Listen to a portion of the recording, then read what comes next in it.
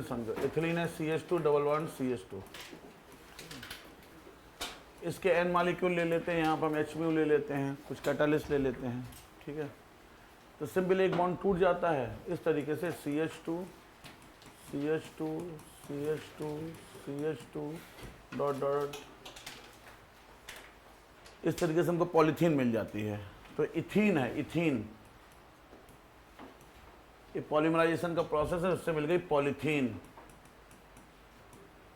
Polythene, जो polythene आप use करते हो, लो डेंसिटी पॉलीथीन। पॉलीथीन भी दो तरीके की, अभी देख लेंगे एक बार। तो पॉलीमराइजेशन क्या है कि एक, इसको हम बोल देते हैं एकलक शायद, मोनोमर। मोनोमर इन्होंने पूछा किसके मोनोमर क्या है, मोनोमर। फिर केमिकल रिएक्शन है, ठीक है, इससे मिल गया पॉलीमर। बेसिक, जो बहुत बेसिक चीज़ है, मोनोमर से पॉलीमर, ठीक है। अब पॉलीमराइजेशन के इन जनरल वैसे दो प्रोसेस हैं, अब थोड़ा सा केमिस्ट्री सीखो। एक है addition polymer, addition polymer, addition polymer, ठीक है।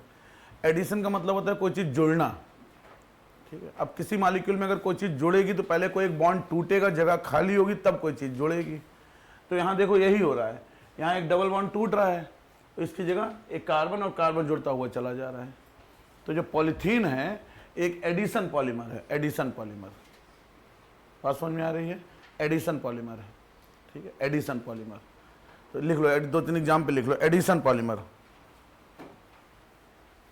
खाली एग्जाम्पल लिखो बस। एडिशन पॉलीमर, तो पॉलीमर में पहला एडिशन पॉलीमर, तो दो दो एग्जाम्पल बस। तो एक तो पॉलीथीन हो गया, पॉलीथीन एडिशन पॉलीमर है बस। जो बहुत बेसिक इन्फॉर्मेशन जैसे सवाल आए वो हम 4-5 इन्फॉर्मेशन लिख लेते हैं। तो पॉलीथीन एडिशन पॉलीमर है, ठीक। इसलिए एक नाम आपने और सुना होगा, एक नाम आपने और सुना होगा, PVC, PVC पॉलीविनाइल क्लोराइड। तो देखो उसका जो मोनोमर है वो ये है ClHH2, CHCl लग गया इसकी जगह यहाँ पे सिर्फ। पॉलीविनाइल क्लोराइड CHCl, तो H2 की जगह एक क्लोरीन लगा दिया हमने, ठीक है। अब अभी देख, सारे देख लेते हैं बैकेलाइट वगैरह। सुनो, ये हो गया CH2 CHCl, ठीक है। अब यहाँ भी ये वाला बॉन्ड टूट जाएगा और यहाँ कार्बन कार्बन जुड़ता चला जाएगा। तो सिंपल यहाँ क्या हो जाएगा, CH, फिर हो जाएगा CH, यहाँ Cl एक जोड़ा हुआ है बस, फिर CH, CHCl, फिर CH, CHCl, इस तरीके से पॉलीमराइज हो जाएगा पूरा। ये बन गया PVC, PVC, क्लियर है? PVC पॉलीविनाइल क्लोराइड, ठीक है। तो PVC का एकलक क्या है? PVC का एकलक है क्लोरोइथिलीन, क्लोरोइथिलीन, क्लोरोइथिलीन, बस। तो PVC पूछ सकते हैं, PVC यूज होता है। तो PVC एडिशन पॉलीमर है, एडिशन पॉलीमर, ठीक है। एक मिनट, एडिशन पॉलीमर है PVC, और उसका जो एकलक है, जो उसका मोनोमर है, वो है, इसको वैसे बोलते हैं पॉलीविनाइल, इसको बोलते हैं क्लोरोइथिलीन, क्लोरोइथिलीन, क्लियर है? इसके अलावा एक और फेमस है पॉलीमर जो एडिशन पॉलीमर है, वो है टेफ्लॉन, टेफ्लॉन, ठीक है। टेफ्लॉन, अब टेफ्लॉन भी कुछ नहीं है। इधर देखो बेटा, टेफ्लॉन सुना है? टेफ्लॉन, टेफ्लॉन कोटिंग करते हैं, ठीक है, हाँ? किचन वेयर में टेफ्लॉन कोटिंग, जो किचन वेयर हैं, जो आजकल बढ़िया, जिससे वो चीज़ चिपकती नहीं है, ठीक है, टेफ्लॉन कोटिंग। अब टेफ्लॉन में कुछ नहीं है, इधर देखो टेफ्लॉन क्या है, ठीक है। दोनों हाइड्रोजन या दो फ्लोरीन लगा दो बस, हाइड्रोजन जगह क्या लगा दो, फ्लोरीन, बस, वो है टेफ्लॉन। तो टेफ्लॉन में आप, ये हो गया आपका F2C, ये ऐसे लिखो इसको सही से, CF2 डबल बॉन्ड CF2, इसका पॉलीमराइजेशन हो रहा है, इसका पॉलीमराइजेशन हो रहा है, ठीक है। और सेम जैसे हमको पॉलीथीन मिली थी, तो वहाँ पे सब HH थे, यहाँ पे सब क्या हो जाएंगे, F F F F F F F F और F, लंबी चैन होती है, ठीक है। तो हो गया टेफ्लॉन, क्लियर है? तो टेफ्लॉन का अगर हम मोनोमर देखें तो इसे क्या बोल सकते हैं, 4 फ्लोरीन है, तो उसका कॉमन नेम, वैसे IUPAC नेम अलग है लेकिन कॉमन नेम आप याद रखो, टेट्राफ्लोरोइथीन, क्योंकि इथीन है, 4 फ्लोरीन लगे हैं तो इसका नाम हो गया टेट्राफ्लोरोइथीन। एडिशन पॉलीमर क्लियर है। एडिशन पॉलीमर्स कौन से हैं? एडिशन पॉलीमर जिसमें जनरली डबल बॉन्ड टूट रहा है, ठीक है, और पॉलीमराइजेशन हो रहा है। अभी आएगा, रुक जाओ, दो हाँ, आप सब इसी में कुछ चीज छोड़ेंगे नहीं, घबराओ मत, जो सवाल आएगा वो छोड़ेंगे नहीं, ठीक है, क्लियर है। तो 3 पॉलीमर हमने देख लिए। एक पॉलीथीन, पॉलीथीन का मोनोमर है ethene, addition information, addition polymer है, एडिशन पॉलीमर, ठीक है। हिंदी क्या एडिशन पॉलीमर की? योगात्मक बहुलक, ठीक है। दूसरा हमने देखा पीवीसी पाइप आते हैं, पीवीसी, पीवीसी भी इथीन है लेकिन ये एक क्लोरीन लगा हुआ है, ठीक है। तो इथाइल क्लोराइड, इथाइल क्लोराइड उसका मोनोमर है और उसका पॉलीमर है पीवीसी, ये भी एडिशन पॉलीमर है। तीसरा इंपॉर्टेंट है, अब बताते देखो, ये पहले समझ लो। तीसरा इंपॉर्टेंट है टेफ्लॉन। टेफ्लॉन यूज करते हैं हम किचन यूटेंसिल्स में, ठीक है, जिससे जो चिपकने वाली, जिससे जो चिपकती नहीं है चीज़ें, यही तो टेफ्लॉन कोटिंग। आजकल बढ़िया बर्तन आते हैं यूटेंसिल्स। तो टेफ्लॉन में दोनों हाइड्रोजन आपने फ्लोरीन लगा दिए हैं, ठीक है। तो ये हो गया टेट्राफ्लोरोइथीन, टेट्राफ्लोरोइथीन, इसका आपने पॉलीमर बना लिया, ये बन गया हमारा टेफ्लॉन। ये है टेफ्लॉन, टेफ्लॉन, ये हो गया एडिशन पॉलीमर। अब दूसरे पॉलीमर है condensation polymer, condensation polymer, condensation polymer. अब कंडेंसेशन पॉलीमर में, ठीक है, कुछ नाम ज्यादा अच्छे हैं, ठीक है। जैसे कंडेंसेशन में है क्या, बेसिकली कंडेंसेशन होता क्या है? कंडेंसेशन का मतलब क्या है? संघनन, संघनन बहुलक। कंडेंसेशन का जनरल मतलब है वाटर का निकलना, ठीक है। तो जनरली ऐसे कंपाउंड जिनमें हाइड्रोक्सिल ग्रुप होता है, हाइड्रोक्सिल ग्रुप, हाइड्रोक्सिल ग्रुप, जैसे कंडेंसेशन मान लो हमारे पास CH3OH है, मिथाइल अल्कोहल है, ठीक है, इसकी रिएक्शन हम करा दें CH3OH से ही और थोड़ा सा इसको हम हीट कर दें, हीट कर दें, तो यहां से वाटर निकल जाएगा, यहां से वाटर निकल जाता है -H2O, और ये कंपाउंड्स होते हैं ईथर, CH3O CH3। एक कंडेंसेशन रिएक्शन है। कैसी रिएक्शन है? कंडेंसेशन रिएक्शन है, ठीक है। अब इसमें जो पहला पॉलीमर हमारे लिए वो है नाइलॉन, नाइलॉन, और नाइलॉन दुनिया का पहला सिंथेटिक पॉलीमर था, याद रखना है। देखो पॉलीमर 2 तरीके के, अभी आगे हम देखेंगे कि नेचुरल पॉलीमर है, नेचुरल पॉलीमर है, जैसे रबर हो गया, ठीक है, ढेर सारे सुक्रोज, ढेर सारे पॉलीमर, ये हम नेचुरल, जो फैट हो गए, लिपिड्स हो गए, सब नेचुरल पॉलीमर जो नेचर में मिलते हैं, नेचुरल रबर। और दूसरे सिंथेटिक पॉलीमर जिनको हम लैब में बनाते हैं। तो तीनों पॉलीमर जो हमने अभी तक देखे हैं, ये तीनों पॉलीमर नेचुरल पॉलीमर हैं या सिंथेटिक पॉलीमर हैं? सिंथेटिक पॉलीमर है, याद रखो आप, तीनों सिंथेटिक पॉलीमर हैं, क्योंकि आप इनको लैब में, इनको बोलते हैं संश्लेषित बहुलक, संश्लेषित बहुलक, सिंथेटिक पॉलीमर है। अब हो गया नाइलॉन, हाँ देख लेते हैं, वो थोड़ा सा इंपॉर्टेंट है। अब नाइलॉन वैसे 2 तरीके का है, एक है नाइलॉन 6, नाइलॉन 6 का मोनोमर लिख लो, नाइलॉन 6, नाइलॉन 6 का मोनोमर लिख लो आप। अब नाम याद रखना, कैप्रोलैक्टम, कैप्रोलैक्टम, कैप्रोलैक्टम, बताया जरा, कैप्रोलैक्टम, कैप्रोलैक्टम,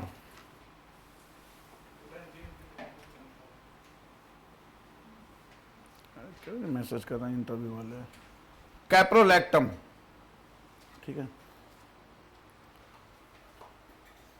अब ये बनता ऐसे है, कैप्रोलैक्टम वैसे होता है 1 2 3 4 5, 3 4 5 और 6 COOH, और यहां लगा होता है NH2, NH2।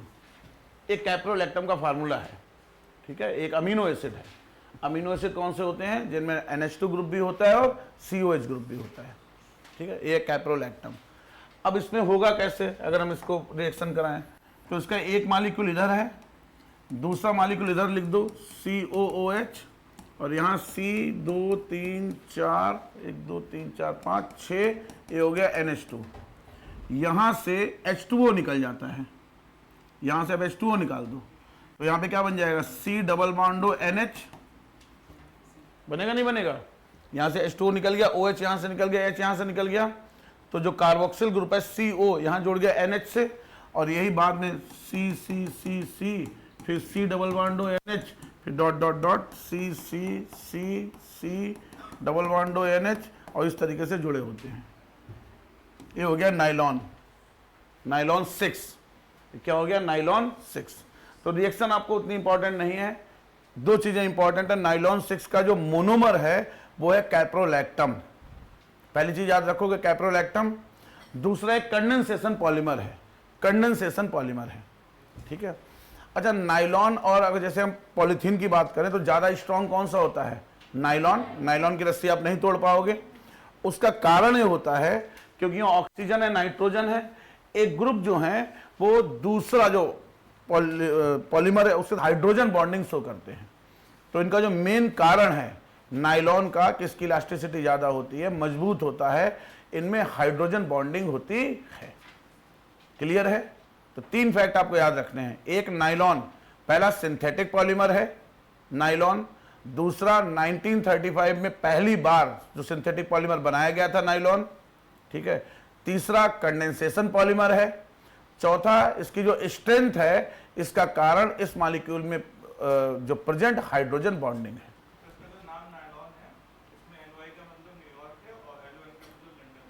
ठीक है, न्यूयॉर्क और लंदन कुछ होगा। और 6 का मतलब ये छठे नंबर पे लगा होता है। 1 2 3 4 5 6, नाइलॉन 6, नाइलॉन 6 कैप्रोलैक्टम से मिलकर बना नाइलॉन 6, ठीक है। लाइट वेट है, शाइनी है, घिसने पर जल्दी खराब नहीं होता है, वाटर प्रूफ है, ठीक है, ठीक है। अगला नाइलॉन 6 लिख लो, नाइलॉन 6, नाइलॉन 6, नाइलॉन 6,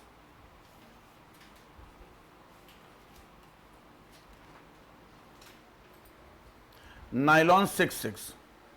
अब नाइलॉन 6 एक, देखो एक होते हैं ऐसे पॉलीमर जिनका मोनोमर सिंगल होता है, ठीक है। तो नाइलॉन 6 बना है सिर्फ कैप्रोलैक्टम से। नाइलॉन 6 में दो चीजें आपस में जुड़ रही हैं, दो चीजें आपस में जुड़ रही हैं, ठीक है। और क्लियर है, एक जो कंपाउंड है 4 5 6 इधर NH2 लगा है, इधर NH2 लगा है, और जो दूसरा इसका मोनोमर है वो एडिपिक एसिड है, 4 5 6 COOH और COOH, इसको बोलते हैं एडिपिक एसिड। एडिप तो लिख लो नाइलॉन 6, नाइलॉन 6। तो नाइलॉन 6 में इधर देखो, इसका नाम हो गया, अगर इसका हम नाम देखें तो हो गया हेक्सा नहीं यार, इसको डाई अमीनो हेक्सेन है, एक ही बात है। वैसे इसका IUPAC नाम हुआ डाई अमीनो हेक्सेन, जनरल नाम देखोगे तो hexamethyl amine diamine, hexamethyl diamine, इसका जनरल नेम है, general name hexamethyl diamine, hexamethyl diamine plus hexamethyl diamine plus इसका नाम है एडिपिक एसिड। ये एडिपिक एसिड है, adipic acid, adipic acid, adipic acid, ठीक है। इसका नाम क्या है, adipic acid, adipic acid, adipic acid. अब एसिड तो ढेर सारे हैं, ये हो गया फॉर्मिक एसिड, ये हो गया एसिटिक एसिड,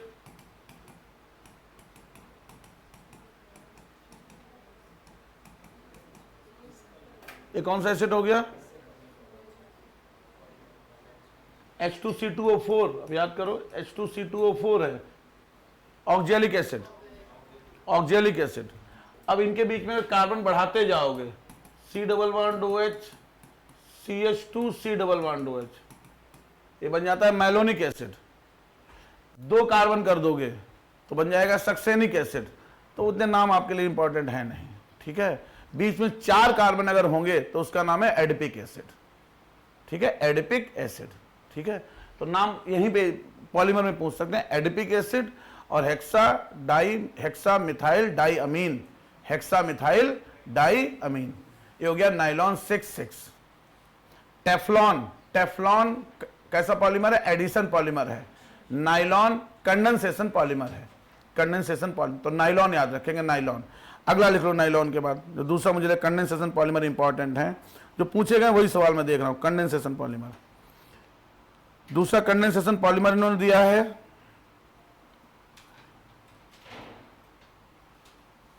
पॉलिस्टर। पॉलिस्टर कपड़े आते हैं, पॉलिस्टर।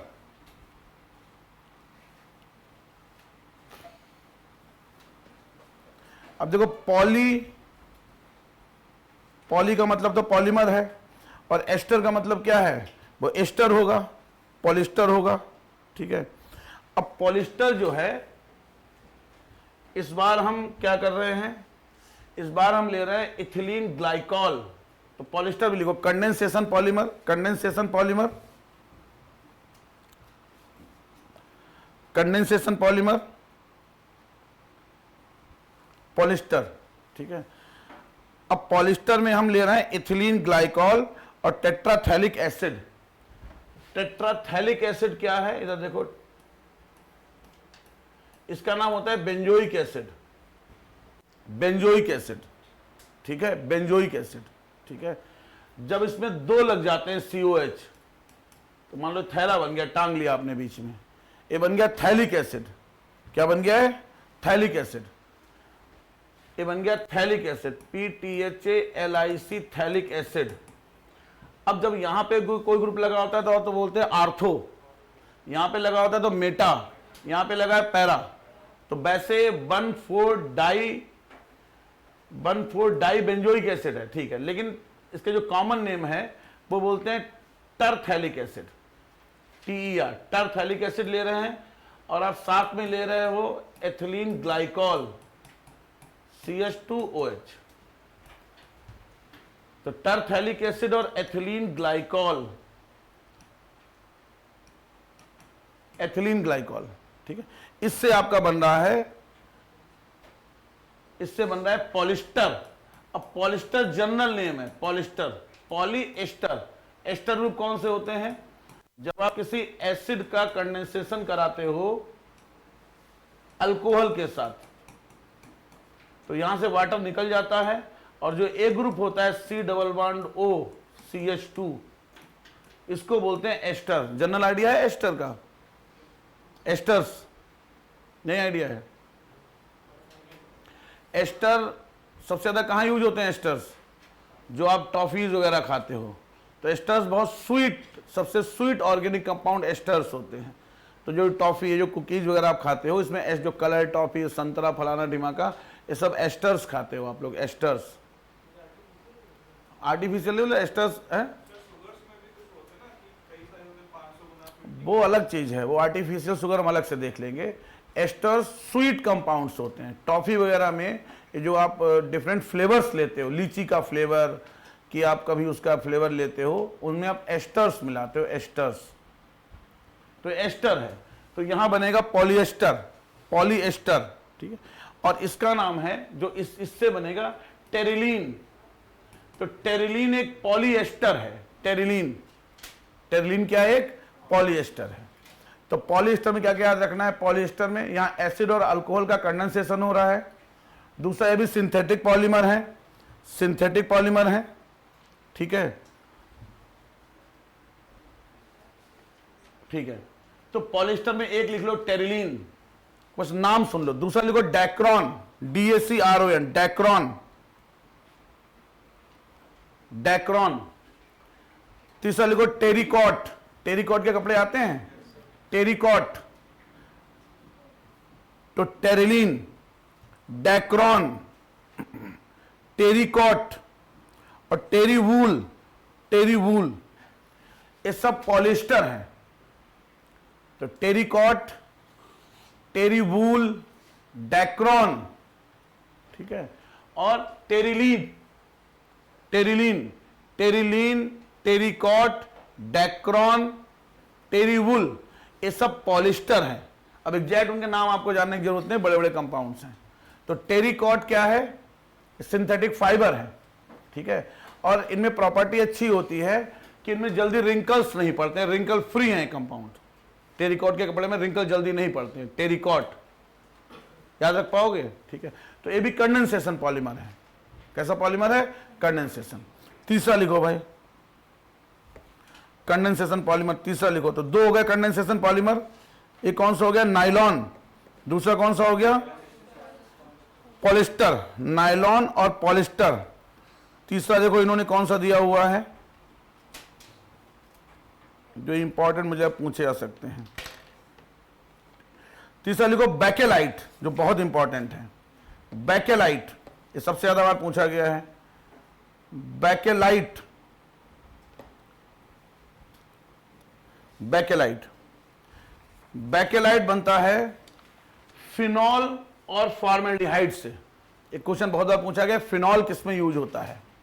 तो फिनॉल और फॉर्मेल्डिहाइड। तो ये आपका होता है फिनॉल, ये होता है फिनॉल, और फॉर्मेल्डिहाइड हो गया HC double bond H, formaldehyde, ठीक है। इससे एक पॉलीमर बनता है बैकेलाइट, ठीक है। बैकेलाइट थोड़ा सा अगर आप बनाओगे तो लंबा फार्मूला है, OH जुड़ता है, डबल बॉन्ड एक H यहां से निकलता है, तो बड़ा फार्मूला इस तरीके से बनता है। जैसे बनाना चाहो आप, OH यहाँ O एक यहाँ जुड़ा होगा, फिर एक यहां से भी जुड़ा है, बड़ा सा पॉलीमर है बैकेलाइट।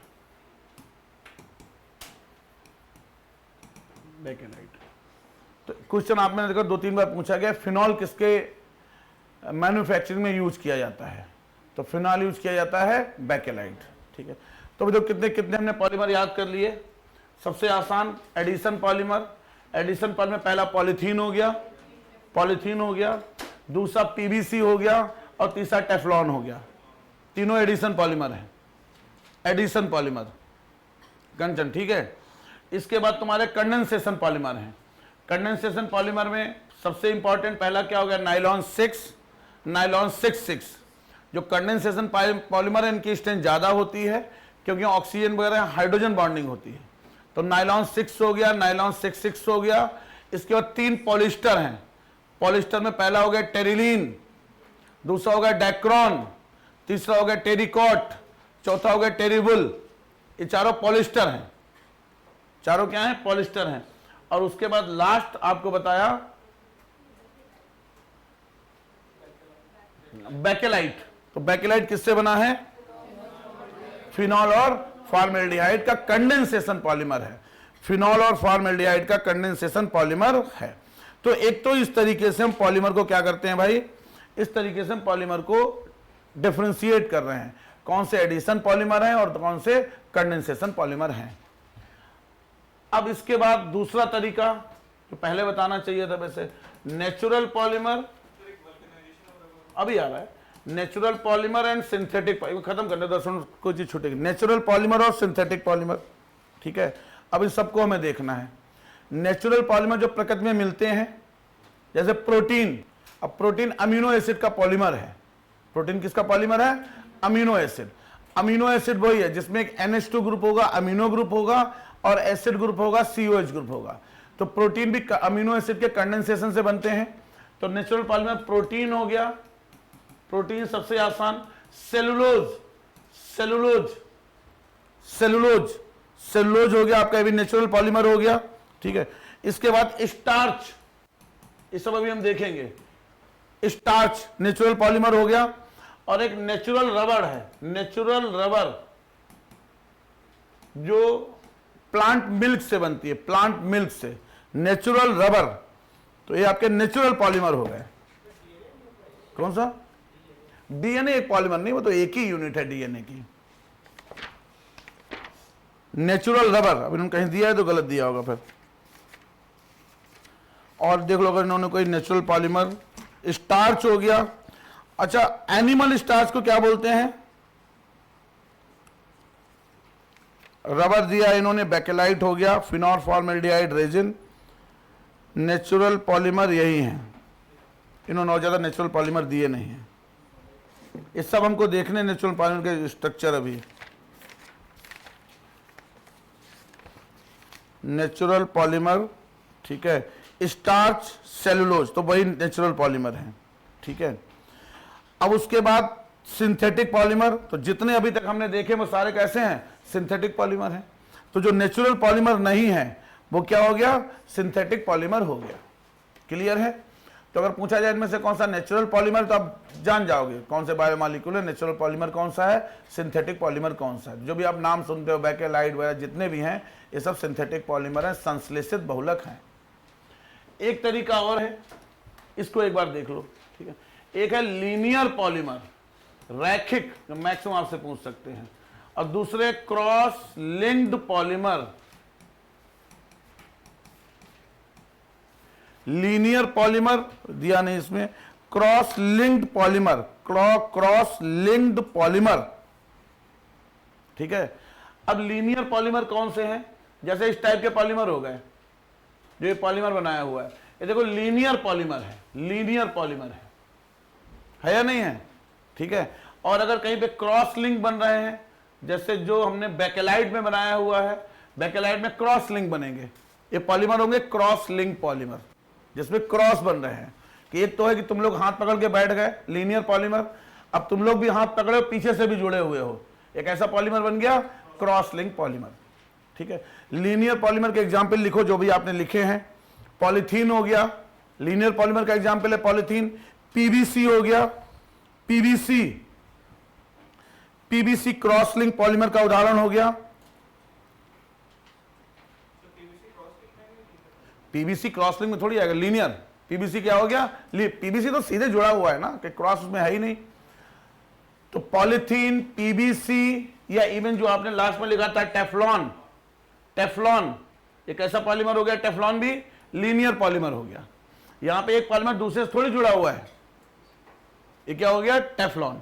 ये सब लीनियर पॉलीमर हो गए, ठीक है।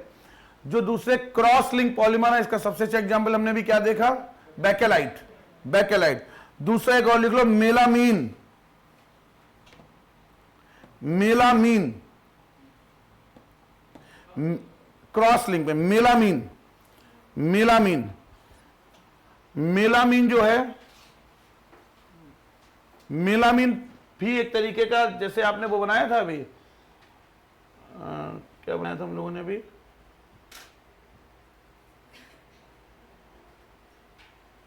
मेलामीन क्या, वो लिख लो पॉलीमर, C6H5NH2। देखो मेलामीन कुछ नहीं है, मेलामीन में आप यहां पर सिर्फ NH2 कर दो, NH2 OH की जगह, ठीक है। तो जब यहां पर फिनॉल था, फिनॉल था तो बन रहा था बैकेलाइट, फिनॉल था तो क्या बन रहा था, बैकेलाइट। और जब हमारे पास क्या बन गया है, बेंजामीन, क्या हो गया, बेंजामीन। बेंजामीन की रिएक्शन फॉर्मेल्डिहाइड से कर रहे हैं तो मिल रहा है मेलामीन, मेलामीन।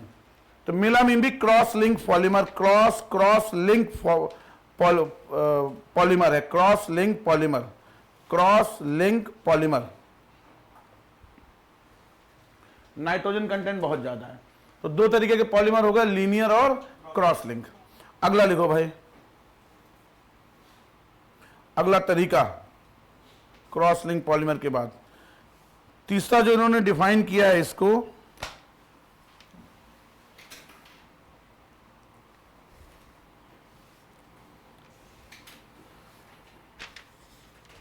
एक है इलास्टोमर्स, इलास्टोमर्स, इलास्टोमर्स, इलास्टोमर्स।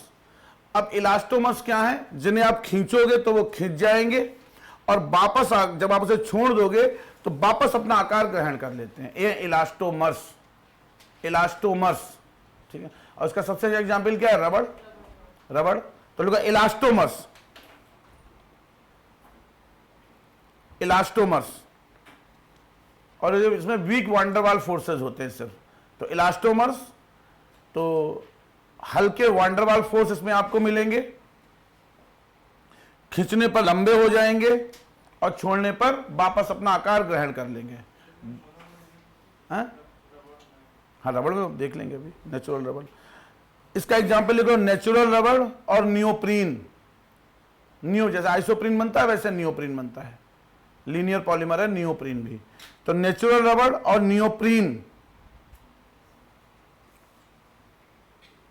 दूसरा फाइबर, फाइबर, फाइबर, ठीक है। फाइबर में आपको स्ट्रॉन्ग हाइड्रोजन बॉन्डिंग देखने को मिलेगी। स्ट्रॉन्ग तो बहुत आसानी से खींचेंगे नहीं, नायलॉन की रस्सी बहुत ज्यादा नहीं खींच पाओगे, ठीक है। कौन? हाँ, फाइबर में लिखो strong hydrogen bonding, strong hydrogen bonding. और उसका एग्जाम्पल अगर आप लिखोगे तो नायलॉन, नायलॉन, पॉलिस्टर, और एक नेचुरल पॉलीमर मिस हो गया सिल्क। सिल्क भी एक नेचुरल पॉलीमर है। तो फाइबर में आप लिख लो, फाइबर में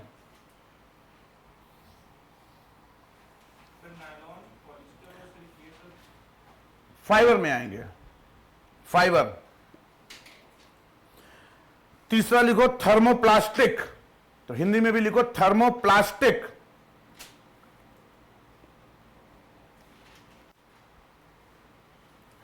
थर्मोप्लास्टिक, अब देखो थर्मोप्लास्टिक क्या है, दो हैं यहाँ पे, एक थर्मोप्लास्टिक, एक थर्मोसेटिंग। तो प्लास्टिक का मतलब कि भाई आपने खींचा, अब आपने यहां पे गर्म करना है, थर्मो है। फाइबर और इलास्टोमर्स खींचने से संबंधित है। जो थर्मोप्लास्टिक और थर्मोसेटिंग है, थर्मोप्लास्टिक का मतलब है कि आपने उसे गर्म किया तो मुलायम हो गया, और जब आपने उसे ठंडा किया तो फिर से अपनी वास्तविक शेप में आ गया। थर्मोसेटिंग, आपने गर्म किया तो पिघल गया वो, और पिघलने के बाद जब ठंडा करोगे तो दोबारा अपनी शेप में नहीं आएगा। ये बात समझ में आ रही है? तो इन जनरल आप समझो, जो लीनियर पॉलीमर होते हैं वो थर्मोप्लास्टिक होते हैं, क्योंकि उसमें क्रॉस लिंक नहीं है। एक बार आपने गर्म किया तो गर्म हो गया और वो वापस अपनी शेप में आ गया। लेकिन जो क्रॉस लिंक होते हैं उनमें जब आप गर्म करते हो तो क्रॉस वाले लिंक टूट जाते हैं। टूटने से क्या है, फिर वो इकट्ठा हो गया एक ही जगह। जैसे बैकेलाइट है जो बिजली के स्विच में यूज होता है, अब इसे आप गर्म कर दो तो गर्म करने पिघल गया, अब दोबारा स्विच बनता है नहीं, ठीक है। तो आप ध्यान रखोगे थर्मोप्लास्टिक वो हैं जो गर्म करने पे मुलायम हो जाएंगे, लेकिन ठंडा करने पे अपनी शेप दोबारा अख्तियार कर लेंगे, वो है थर्मोप्लास्टिक। और थर्मोसेटिंग, वो सेट हो गए, एक बार पिघल गए, दोबारा अपनी शेप अख्तियार नहीं करेंगे, ठीक है। तो लिखो थर्मोप्लास्टिक। थर्मोप्लास्टिक गर्म करने पे नरम और ठंडा करने पे दोबारा अपनी शेप। तो soften on heating and when cooled they adopt their shape again।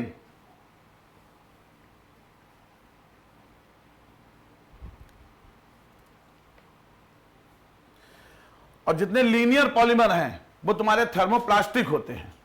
Plastic जैसे आपका वही पीवीसी हो गया, पीवीसी हो गया, पॉलीथीन हो गया, आइसोप्रीन हो गया, नियोप्रीन हो गया, टेफ्लॉन हो गया, ठीक है।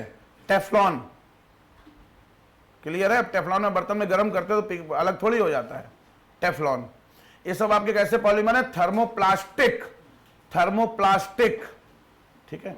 दूसरे थर्मोसेटिंग, तो गर्म करने पे शेप खराब हो जाती है इनकी, ऐसे याद रखो। थर्मोसेटिंग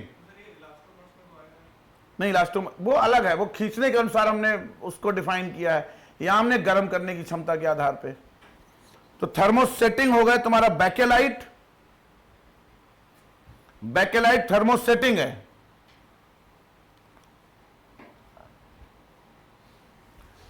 उसके बाद मेलामीन, मेलामीन, ठीक है। और एक हो गया, देखो एक कंपाउंड होता है यूरिया। यूरिया का फार्मूला क्या है?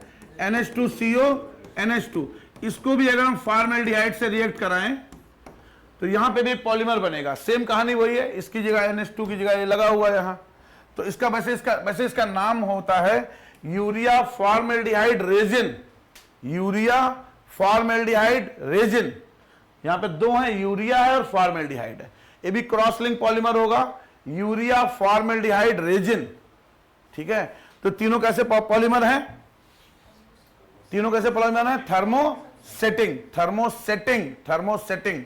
तो थर्मोप्लास्ट वो हैं जो गर्म करने पे मुलायम हो जाएंगे, और ठंडा करने पे अपना आकार पुनः प्राप्त कर लेते हैं। वो थर्मोप्लास्टिक हैं, प्लास्टिक।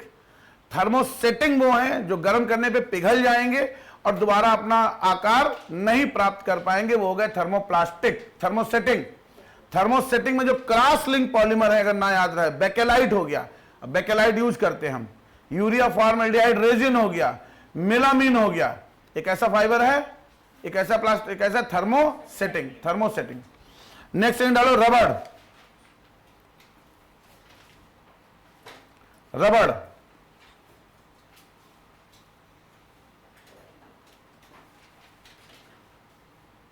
अब रबड़ दो तरीके की है, नेचुरल रबड़, लिखो नेचुरल रबड़।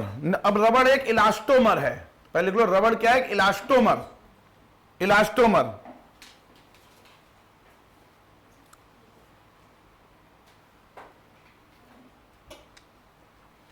ठीक है। अब पहला नेचुरल रबड़, नेचुरल रबड़,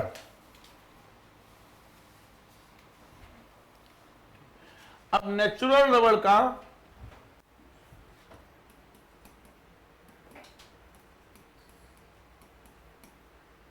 ये होता है तुम्हारा एकलक, मोनोमर, 2 मिथाइल, गलत बना दिया मैंने,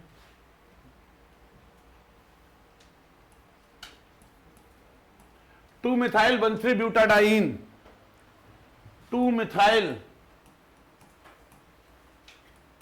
1,3 ब्यूटाडाइन, इसको बोलते हैं आइसोप्रीन। नेचुरल रबड़, नेचुरल रबड़ 2 मिथाइल 1,3 ब्यूटाडाइन, इसको बोलते हैं आइसोप्रीन। इससे हमको मिलती है नेचुरल रबर, और नेचुरल रबर का केमिकल नाम है, आइसोप्रीन को पॉलीमराइज कर दिया, पॉलीआइसोप्रीन। पॉलीआइसोप्रीन, पॉलीआइसोप्रीन, पॉलीआइसोप्रीन। अब इसका जो सोर्स है, इसके दो सोर्स हैं, मतलब वैसे दो सोर्स का, सोर्स एक ही है, रबड़ के पेड़ से मिलती है, और रबड़ के पेड़ का तो लिख लो सोर्स, नेचुरल सोर्स, इसको बोलते हैं प्लांट मिल्क, और उसका नाम है हैविया ब्रेसेंसिस। रबड़ के पेड़ का बॉटेनिकल नेम है हीबिया, HEBEA, हीबिया ब्रेसिलेंसिस, BRASI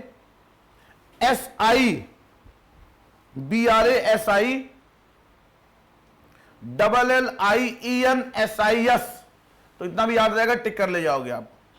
हैविया ब्रेसेंलिसिस, ब्रेसिलेंसिस, ब्रेसिलेंसिस, ब्रेसिलेंसिस, देख लेना कहीं, ठीक है। इस हिंदी में क्या लिखा है, तो रबड़ के पेड़ से रबड़ का दूध निकलता है, उस दूध को हम पॉलीमराइज करते हैं, ये हो गई नेचुरल रबड़। ये क्या हो गई, नेचुरल रबड़, नेचुरल रबड़, ठीक है। अब हमारी सिंथेटिक रबड़, सिंथेटिक रबड़, सिंथेटिक रबड़ में दो हैं, एक है ब्यूना N और एक है ब्यूना S। सिंथेटिक रबड़ ब्यूना N और ब्यूना S, ठीक है। ब्यूना N में हमारे पास दो मोनोमर हैं, ठीक है। एक यही है ब्यूटाडाइन, ब्यूटाडाइन, और साथ में हम लेते हैं स्टाइरीन। स्टाइरीन, स्टाइरीन नहीं होता, स्टाइरीन, स्टाइरीन, इससे बनती है ब्यूना N, नेचुरल सिंथेटिक रबड़, ठीक है। दूसरा है ब्यूना S, ब्यूना S, इसमें हम यही ले रहे हैं, और साथ में ले लेते हैं, इसका नाम है एक्रिल नाइट्राइल, एक्रिल नाइट्राइल, इससे बनती ब्यूना S, ब्यूना N और ब्यूना S, ये दो इंपॉर्टेंट है, वरना रबड़ 50 तरीके की बनने लगी है। ब्यूना एन और ब्यूना एस, ब्यूना एन और ब्यूना एस, ठीक है। अब जो नेचुरल रबड़ है पॉलीआइसोप्रीन, ठीक है, ये थोड़ी सी सॉफ्ट और स्टिकी होती है, ठीक है। तो ये बेसिक एक्सपेरिमेंट ही धोखे में हुआ था। किसने किया था? डनलप।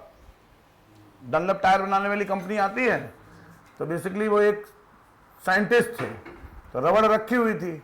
रात में उन्होंने देखा उसमें धोखे से सल्फर गिर गया। जब सुबह उठे तो देखा वो रबड़ बहुत कठोर हो गई, अच्छी हो गई रबड़।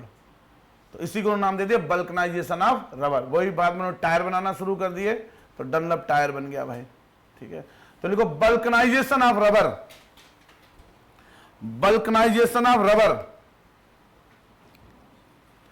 1839 में खोज हुई है। और ये टायर आते हैं गुडियर के, गुडियर।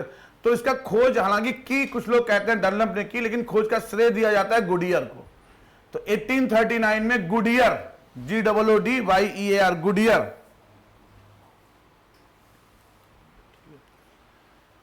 अब इसमें हम करते क्या है, इसमें हम नेचुरल रबर को सल्फर के साथ हीट कर देते हैं। तो बल्कनाइजेशन ऑफ रबर क्या है? नेचुरल रबर को सल्फर के साथ गर्म करते हैं, सल्फर के साथ गर्म करते हैं।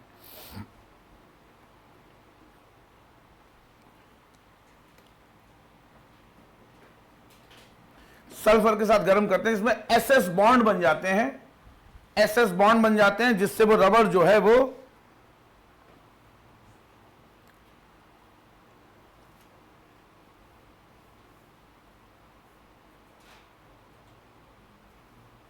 सल्फर से क्रॉस लिंकिंग हो जाती है।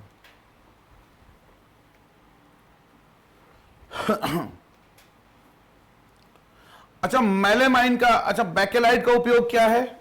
विद्युत का कुचालक है, जो इलेक्ट्रिक स्विच बनते हैं उसमें बैकेलाइट के स्विच होते हैं। जो मेलेमाइन है, मेलेमाइन का प्रयोग हम करते हैं हीट रेजिस्टेंस या फायर रेजिस्टेंस कपड़े बनाने में।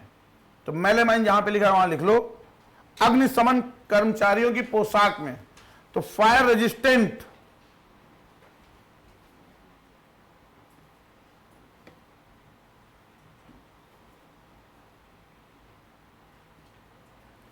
Fire resistant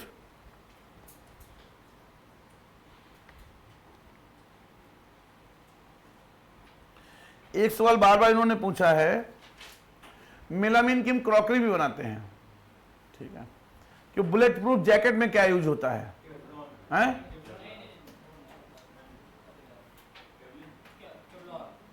कैबलॉर। तो लिख लो bullet proof jacket कैबलॉर।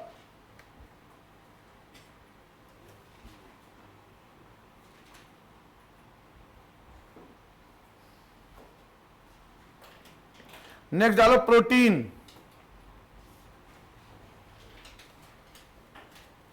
Protein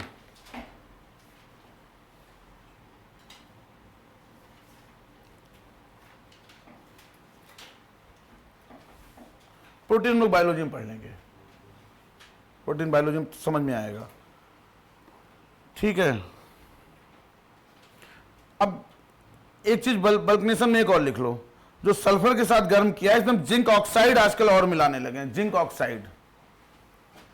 sulphur के साथ हम जिंक ऑक्साइड और मिलाने लगे हैं, जिंक ऑक्साइड सल्फर के साथ बल्कनाइजेशन में, जिंक ऑक्साइड।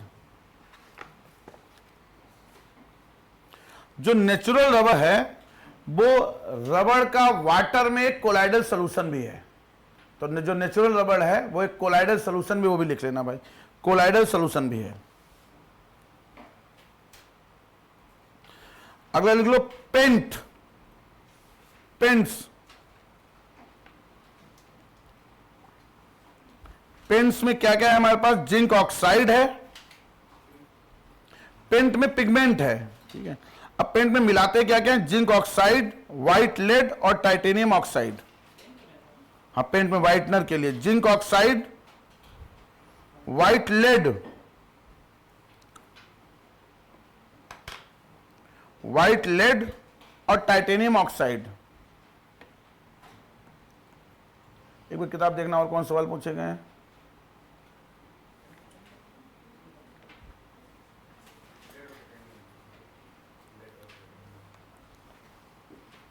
देना किताब जरा एक बार।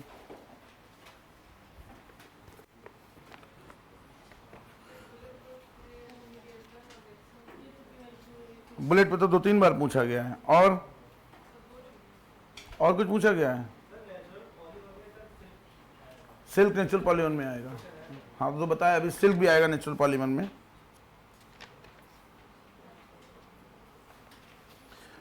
प्राकृतिक रबड़ किसका बहुलक है, देख लोगे, आइसोप्रीन। कौन सा प्राकृतिक बहुलक नहीं है? ठीक है, तो नाइलॉन नहीं है। अच्छा, ऊन भी प्राकृतिक बहुलक है, चमड़ा भी प्राकृतिक बहुलक है, ये भी देख लें, ऊन, चमड़ा, रेशम। ठीक है, जो घी है, घी फैट है, तो घी बहुलक नहीं है।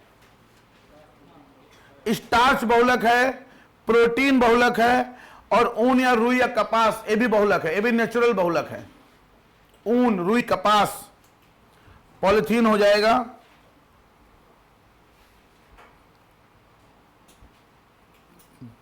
बुलेट प्रूफ वस्त्र बनाने में तो एक इन्होंने और लिखा है, ठीक है, पॉलीएमाइड का यूज करते हैं, पॉलीएमाइड।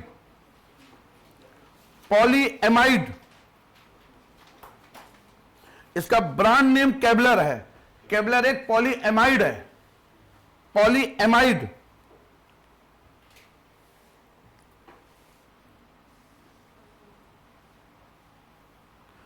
तो पॉलीएमाइड, एमाइड समझिए, CONH2। बुलेट प्रूफ खिड़की, बुलेट प्रूफ खिड़की बनाने में पॉलीकार्बोनेट का यूज करते हैं। तो बुलेट प्रूफ जैकेट में पॉलीएमाइड है, और जो बुलेट प्रूफ कार आर बनाते होंगे पॉलीकार्बोनेट।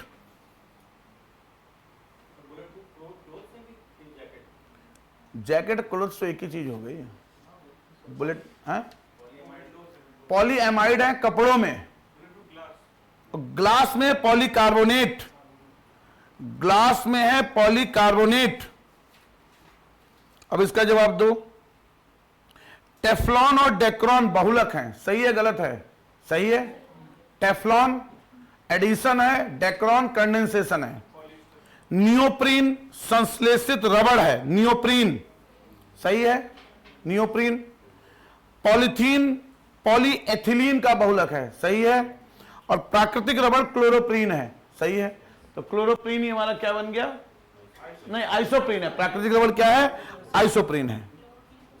क्लोरोप्रीन सिंथेटिक रबड़ है। टेफ्लॉन का प्रयोग देख लोगे, टेफ्लॉन, टेफ्लॉन क्या है? टेफ्लॉन फ्लोरोकार्बन है।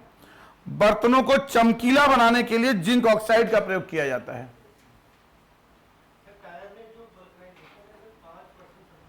नहीं, टायर में कम, टायर में 5% है। और जो बैटरी केस बनाते हो, सिंपल सा, जैसे जैसे आप प्लास्टिक को कठोर करना चाहोगे उसमें सल्फर की मात्रा बढ़ाते चले जाओगे।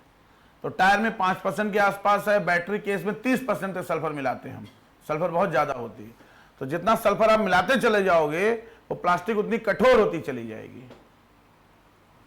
फिनॉल का प्रयोग किसमें किया जाता है? बैकेलाइट।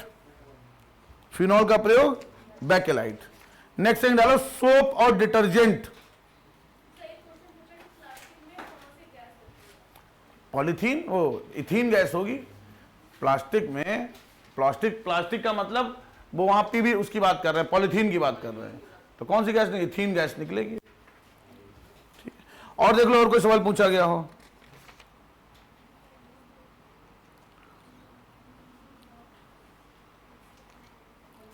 अगला लिखो, soap and detergent. Soap and detergent, भाई इसमें देखो, पढ़ाने को तो पॉलीमर हम लोग 8 क्लास पढ़ाते हैं, उसका कोई मतलब नहीं है केमिस्ट्री का, खाली चुटकुले चुटकुले सवाल है, में सॉल्व कर लो। ठीक है, अगला लिखो, soap.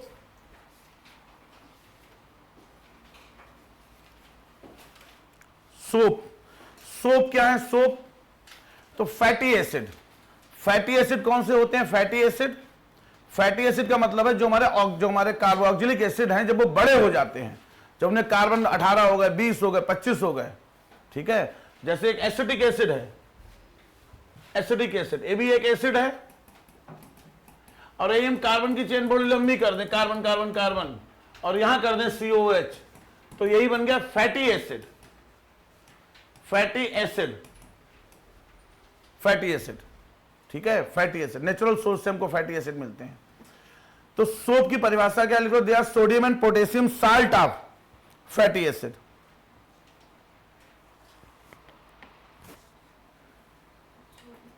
Sodium and potassium salt of fatty acid, fatty acid. जैसे अगर मैं C17 कर दें, सबसे इंपॉर्टेंट यही यूज होता है, C17 कर दें, 17 कार्बन लगा दें, तो इसका नाम हो जाता है स्टीरिक एसिड। तो लिख लो, और 17 कार्बन कर दें, C17H35COOH, स्टीरिक एसिड। तो इसका सोडियम साल्ट या पोटेशियम साल्ट सोप है, सोप।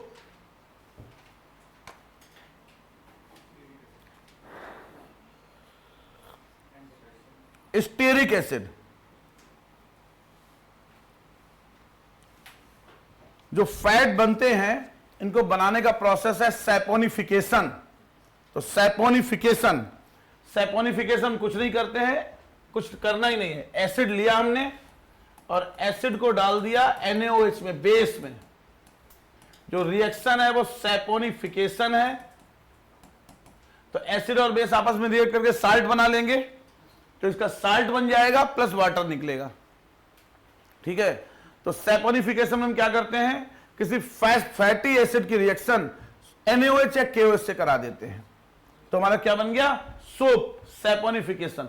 तो सोप बन गया प्लस वाटर बन गया, सोप और वाटर।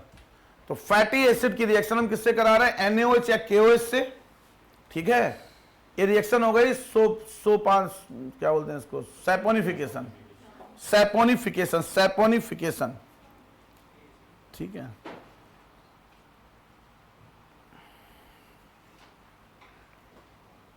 अब इसमें अलग अलग चीजें मिलाते हैं, वो इतना इंपॉर्टेंट नहीं है।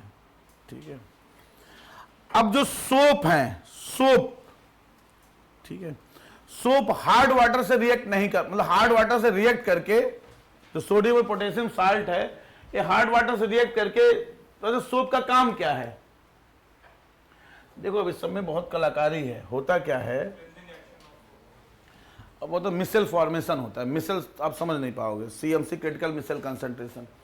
होता क्या है, जैसे ये इस तरीके से होते हैं, जैसे एस सोप है, C11O-, फिर दूसरा आता है C11O, इस तरीके से झाग बनते हैं। बीच में जो आपका गंदगी है वो इसके बीच में फंस जाती है। तो जो बड़ा सा मॉलिक्यूल बनता है, इसको हम बोलते हैं मिसेल, मिसेल, मिसेल। ठीक है, अब होता क्या है कि जो सोडियम साल्ट है वो तो वाटर में सॉल्युबल है, तो वाटर में सॉल्युबल होने से ये नेगेटिव आयन के फॉर्म में रहता है, तो सब दूर दूर रहते हैं। लेकिन अगर इसको हम हार्ड वाटर में डालेंगे, तो हार्ड वाटर में क्या था, याद करो, कैल्शियम सल्फेट, मैग्नीशियम सल्फेट था। जब इसकी जगह कैल्शियम आ जाता है तो प्रेसिपिटेट हो जाता है, तो सोप का Na हट जाता है और कैल्शियम साथ में हो जाता है प्रेसिपिटेट, तो मिसल नहीं फॉर्म हो पाते हैं सोप में, इसलिए वो सोप पूरा का पूरा वेस्ट हो जाता है, प्रेसिपिटेट होकर बाहर निकल जाता है। इस समस्या से निपटने के लिए हमने क्या बनाया, डिटर्जेंट्स। ठीक है, तो एक लाइन याद रखोगे कि हार्ड वाटर में मिसेल फॉर्मेशन नहीं हो पाता है, मिसेल MICHELLE, और हार्ड वाटर में जो कैल्शियम और मैग्नीशियम के आयन हैं, सोप उनसे रिएक्ट करके प्रेसिपिटेट कर जाता है। प्रेसिपिटेट करने से सोप यूज ही नहीं हो पा रहा है। ठीक है, लेकिन जो डिटर्जेंट है, डिटर्जेंट, डिटर्जेंट क्या है,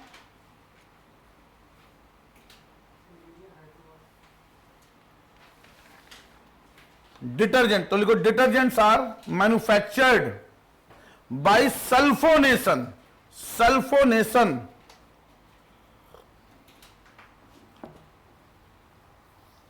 सल्फोनेशन। तो वहां सैपोनिफिकेशन है, यहां सल्फोनेशन है। और डिटर्जेंट का आप केमिकल फॉर्मूला लिखना चाहते हो, sodium alkyl benzene sulphonate, sodium alkyl benzene sulphonate,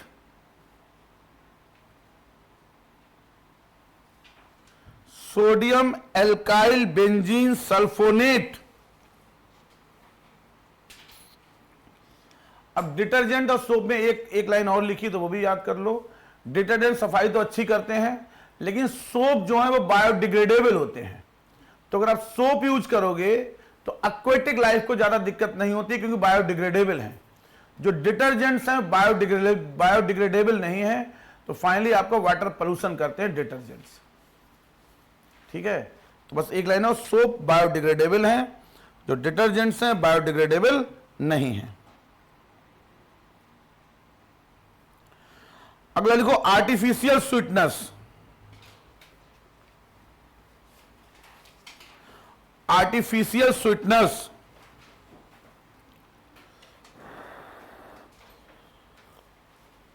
तो जो नेचुरल स्वीटनर है जो हम लोग खाते हैं टेबल शुगर, वो क्या है? सुक्रोज। सुक्रोज, सुक्रोज है या नहीं है? लेकिन सुक्रोज जब डाइजेस्ट होता है तो बहुत ज्यादा एनर्जी देता है। ठीक है, तो एनर्जी कई बार आप खर्च नहीं कर पाओगे, ऑफिस में बैठे रहोगे, तो धीरे धीरे फैट के फॉर्म में स्टोर हो जाती है। ठीक है, तो इस समस्या से निपटने के लिए हमने कुछ आर्टिफिशियल स्वीटनर बनाए हुए हैं।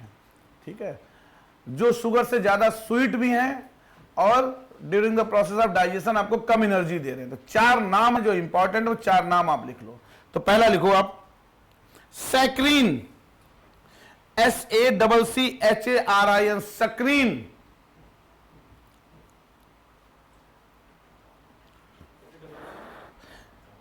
SACCHARIN, सक्रीन लगभग 550 टाइम्स ज्यादा स्वीट है शुगर से।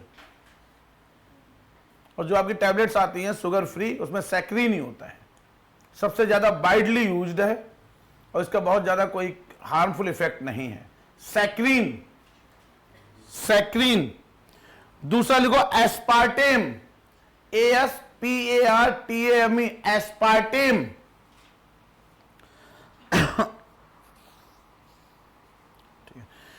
ये लगभग 100 गुना ज्यादा स्वीट है।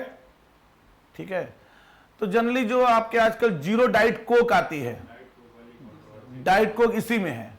ठीक है, तो डाइट कोक में वो लोग एस्पार्टीम डालते हैं, एस्पार्टीम, एस्पार्टीम याद रख पाओगे? एस्पार्टीम डाइट कोक में जो तुम पीते हो, एस्पार्टीम। थर्ड लिखो सुक्रेलोज, SUCRALOSE, सुक्रेलोज। सुक्रेलोज ये लगभग 600 गुना ज्यादा स्वीट है।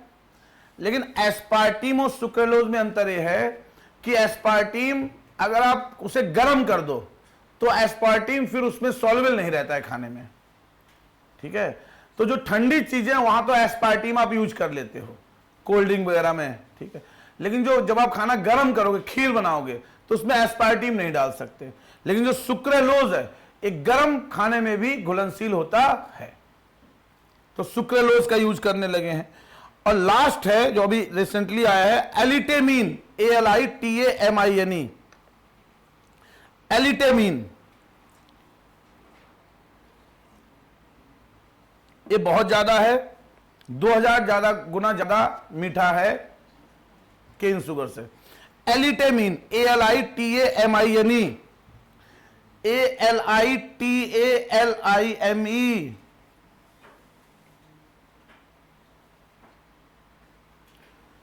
एलिटेमीन।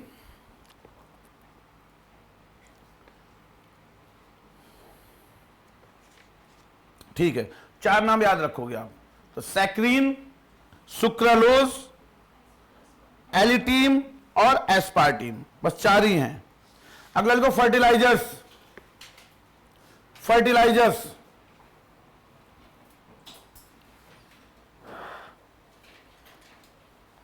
तो फर्टिलाइजर का नाम आपको पता है, ठीक है।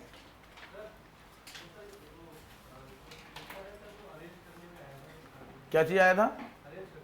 यही क्या आया था? हाँ, फ्रक्टोज कौन कौन से हैं?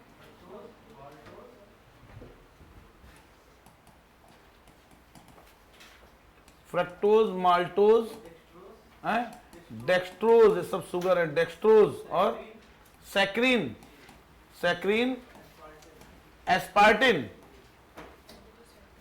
तो सबसे ज्यादा सैक्रीन हो गया है? नहीं, चेक करो यार, इन्होंने दिया है सैक्रीन जो है शुगर से 550 गुना ज्यादा है, हैं?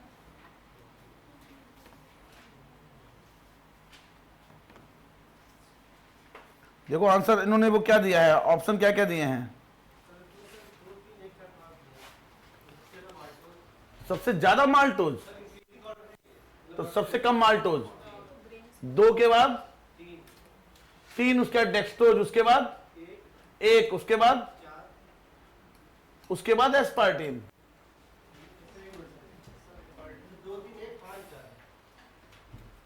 तो वो तो सही हो गया ना फिर, 2 3 1 5 4, तो 4 तो सैक्रिन तो सबसे ज्यादा हो ही गया। अब ये दोनों तो आर्टिफिशियल स्वीटनर है, सैक्रिन और एस्पार्टिन, ये तो ज्यादा मीठे हैं ही, ये तो लास्ट में हो ही गए, ठीक है। और इसमें भी अगर लास्ट में है सबसे ज्यादा एलिटेन, एलिटेम लिखा है मैंने, एलिटेमाइन, ठीक है। अब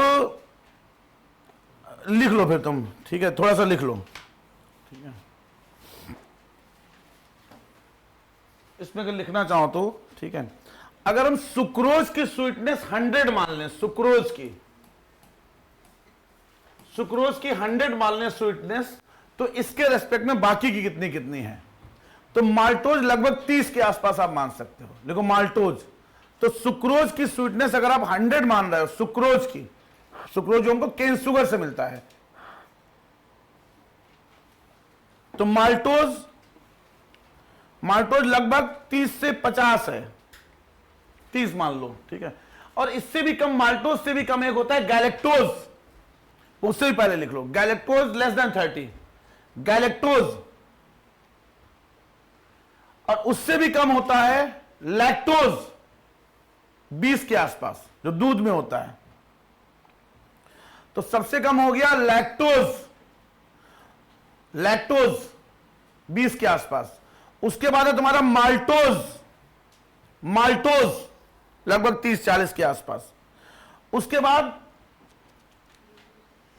उसके सॉर्बिटॉल, सॉर्बिटॉल जो शुगर अल्कोहल है, सॉर्बिटॉल 50-60 के आसपास है। उसके बाद है ग्लूकोज, 70 से 80 के आसपास है ग्लूकोज। ग्लूकोज के बाद तुम्हारा सुक्रोज 100, सुक्रोज के बाद एक इन्वर्ट शुगर होती है, invert sugar, invert sugar glucose और फ्रक्टोज का मिक्सचर होता है, तो लिखो invert sugar, mixture of glucose and fructose. उसके बाद फ्रक्टोज, ग्लूकोज प्लस फ्रक्टोज का मिक्सचर है, लगभग 120 के आसपास इन्वर्ट शुगर। उसके बाद फ्रक्टोज लगभग 170 के आसपास है। उसके बाद एस्पार्टीन, एस्पार्टीन। उसके बाद सक्रीन। उसके बाद सुक्रेलोज।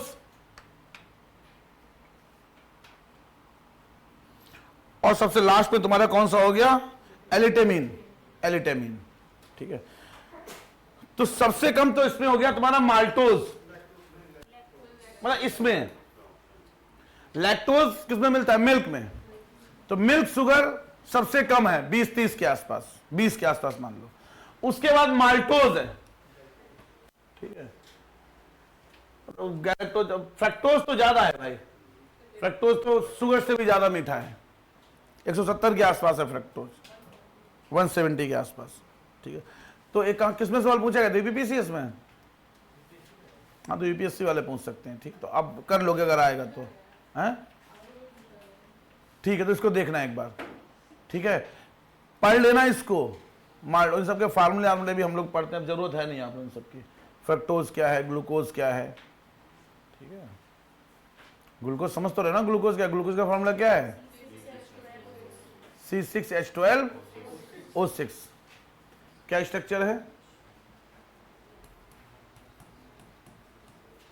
स्ट्रक्चर क्या है?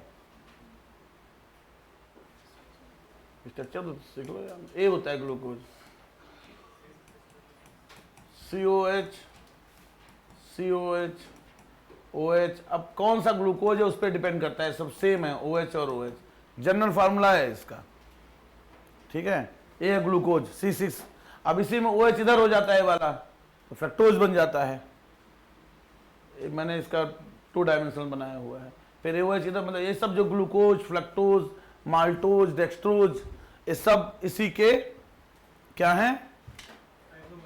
आइसोमर्स हैं, ठीक है। सारे सबका केमिकल फार्मूला सेम है, C6H12O6।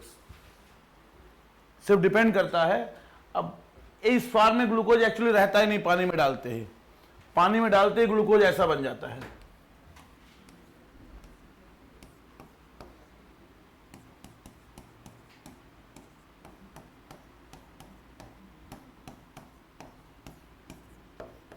इस फॉर्म में, साइक्लिक फॉर्म में रहता है ग्लूकोज पानी में। और ग्लूकोज और जो फ्रक्टोज है वो आपस में इंटरकन्वर्ट होते रहते हैं, इसको बोलते हैं इपिमराइजेशन, एनोमर्स बोलते हैं, एनोमराइजेशन। तो उसकी केमिस्ट्री है, पूरी प्रॉपर केमिस्ट्री है इनकी। ये बायोमॉलिक्यूल बहुत प्यारी केमिस्ट्री है ग्लूकोज फ्रक्टोज की। ग्लूकोज फ्रक्टोज में और ये सब आपस में कन्वर्ट होते रहते हैं पानी में डालते ही। आर्टिफिशियल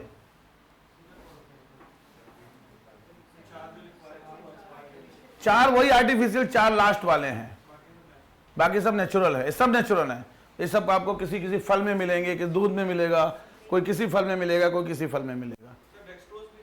डेक्सट्रोज भी यही है। डेक्सट्रोज में 3 ऐसे होते हैं, एक OH इधर होता है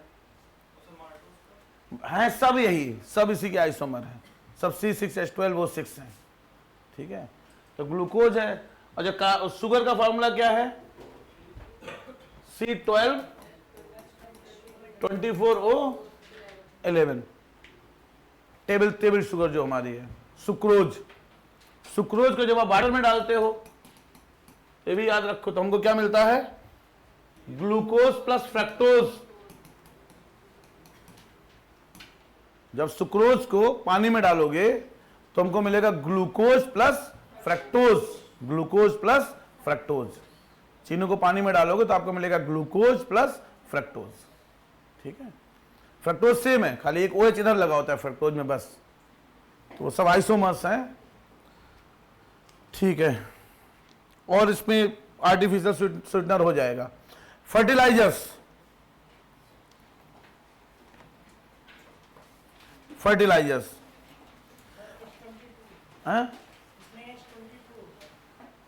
हाँ C12H22, हाँ H22O11। अगला लिखो फर्टिलाइजर्स। अब फर्टिलाइजर्स बेसिकली क्या है? मतलब फर्टिलाइजर्स का काम क्या है? न्यूट्रिएंट्स देना है पेड़ों को यार, तो पता है, उर्वरक, ठीक है। अब देखो, एक तो प्राइमरी फर्टिलाइजर्स हैं, प्राइमरी फर्टिलाइजर्स। इसमें लिखो प्राइमरी फर्टिलाइजर्स, इसमें नंबर 1 नाइट्रोजन फर्टिलाइजर। हर चीज पढ़ लो, सुन लो, बस। नाइट्रोजन फर्टिलाइजर, नाइट्रोजन फर्टिलाइजर में नाम लिख लो, urea NH2CO NH2, ammonium sulphate और ammonium nitrate. Urea, ammonium sulphate और अमोनियम नाइट्रेट। उसके बाद फास्फोटिक फर्टिलाइजर, फास्फोटिक,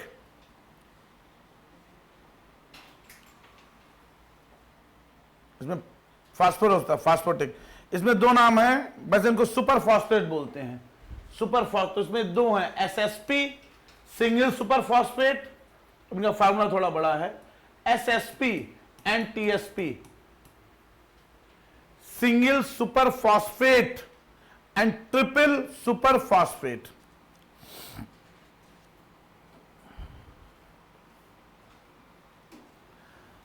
उसके बाद पोटास फर्टिलाइजर्स। सवाल आया फर्टिलाइजर पे? देखिए पोटास फर्टिलाइजर, इसमें KCl और पोटेशियम सल्फेट, KCl और पोटेशियम सल्फेट, ये तो प्राइमरी फर्टिलाइजर्स हैं। KCl और पोटेशियम सल्फेट।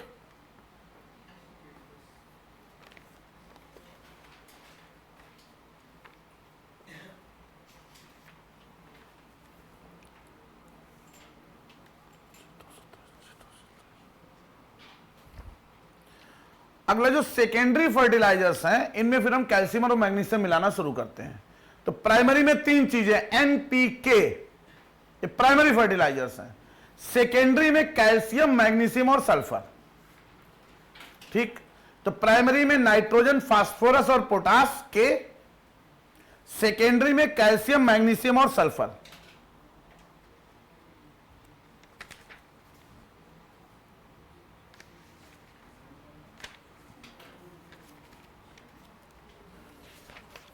इसके बाद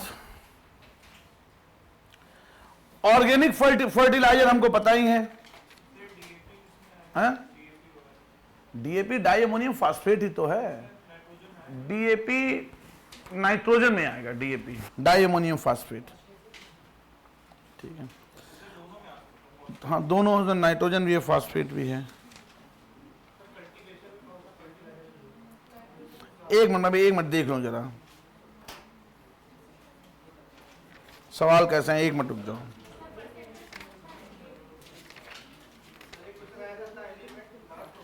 एक मिनट राजा बेटा, मैं क्वेश्चन देख लूं एक बार। अच्छा, इन्होंने पूछा DAP में कितने प्रतिशत, चलो अभी देख लेते हैं, रुक जाओ अभी, कोई सारे सवाल पहले लिखो। तो ठीक है,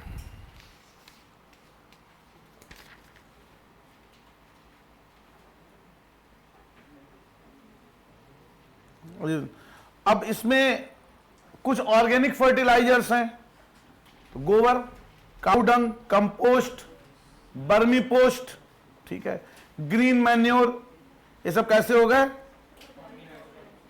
ये हो गए भाई। ठीक है, अब DAP लिख लो भाई, di ammonium phosphate, di ammonium phosphate, DAP मान लो पूछ रहे हैं लोग जबरदस्ती, तो di ammonium phosphate, di ammonium phosphate हो गया NH डाई अमोनियम। एक मिनट बेटा, NH4 का होल ट्वाइस HPO4, ये हो गया डाई अमोनियम फास्फेट। ठीक है, अब इसमें लिख लो 18% नाइट्रोजन है डाई अमोनियम फास्फेट में और 46% फास्फोरस है। 18% नाइट्रोजन है, 46% फास्फोरस है, तो मेरे हिसाब से फिर इसको फास्फोरस फास्फेट फर्टिलाइजर मानना चाहिए।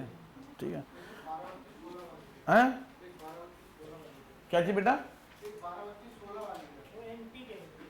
वो तो NPK का रेशियो है। ठीक है, ठीक है, अब अलग अलग आने लगे होंगे। और ये DAP की अच्छी चीज होती है, वाटर में हाईली सॉल्युबल है, तो ये पौधों तक आसानी से पहुंच जाता है भाई।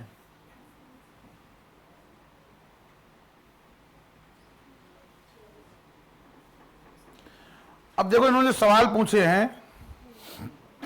अच्छा, नीम कोटेड यूरिया क्या है, नीम कोटेड यूरिया क्यों कोटिंग की जाती है,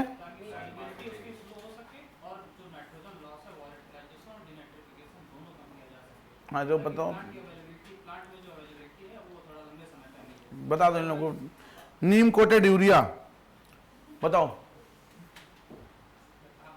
अरे सही कह रहे हो, इस सब नाइट्रोजन साइकिल में हम लोग पढ़ लेंगे थोड़ा इकोलॉजी। जब डायरेक्ट यूरिया डाला जाता है तो 3-4 दिन के अंदर नाइट्रोजन को लॉस होके नाइट्रोजन में बदल जाती है डिनाइट्रिफिकेशन के थ्रू और एनवायरनमेंट तक पहुंच जाती है। तो उसकी वजह से क्या होता है, प्लांट को नहीं मिल पाता ऑप्टिमम जितना वैल्यू है। अब नीम कोटेड यूरिया उसका मतलब ये सॉल्यूशन है कि लंबे समय तक अवेलेबिलिटी करवा देते हैं, लगभग 2 हफ्ता तक चलती है और जब 2 हफ्ते तक प्लांट के पास अवेलेबल रहेगी स्वास्थ्य में तो प्लांट एब्जॉर्ब करेगा। जब एब्जॉर्ब करेगा तो ग्रोथ जितनी डिमांड है वो अपना देता रहेगा, एब्जॉर्ब करता रहेगा। बस ये बेसिक लॉजिक है। ठीक है, तो मतलब कि वो फिर डिके नहीं हो रही, डिनाइट्रिफिकेशन नहीं हो रहा है। ठीक है, अब देखो जोस्तीन ने पूछा यूरिया में नाइट्रोजन का परसेंटेज कितना है, 46.7%, ये भी याद रखना।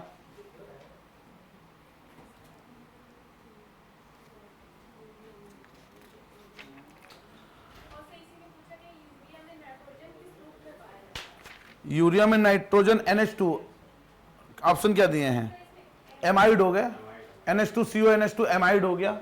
यूरिया का फार्मूला क्या है, NH2CO NH2, तो CO NH2 एमाइड हो गया, एमाइड।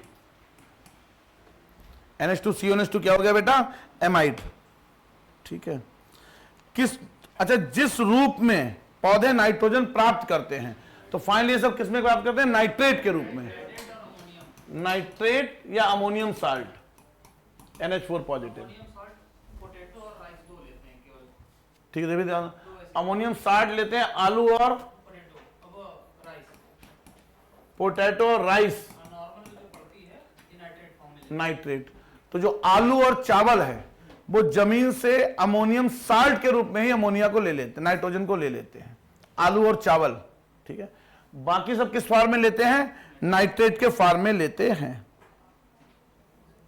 एक और उर्वरक है कैम, कैम नहीं, कैन नहीं है यार, ये अमोनियम सल्फेट बता रहे हैं।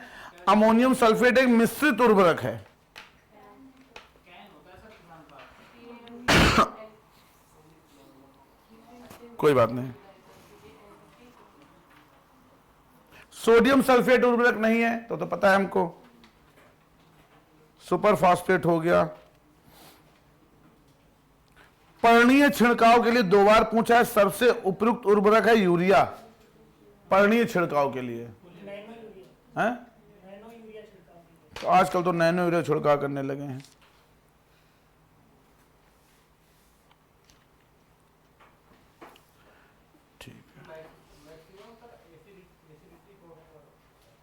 मैक्सिमम एसिडिटी सल्फेट्स देते हैं, जो H2SO4 बनाते हैं। तो अगर सल्फेट कोई होगा तो मैक्सिमम एसिडिटी देगा। कौन से ऑप्शन दे रखे हैं, अमोनियम सल्फेट। तो सल्फेट फर्टिलाइजर होते हैं, जब इनको पानी में डालोगे तो H2SO4 बनेगा। H2 अच्छा एसिड है, तो मैक्सिमम एसिडिटी सल्फेट फर्टिलाइजर्स देंगे। ठीक है, ठीक है। अगले को क्या बोलता है, विध्वंसक, एक्सप्लोसिव, एक्सप्लोसिव, वो भी देख लो कौन कौन से हैं भाई। एक्सप्लोसिव,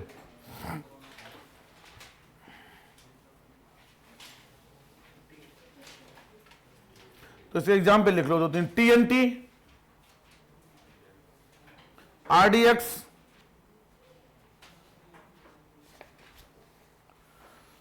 एक तुम्हारा PETN है, दिए इसमें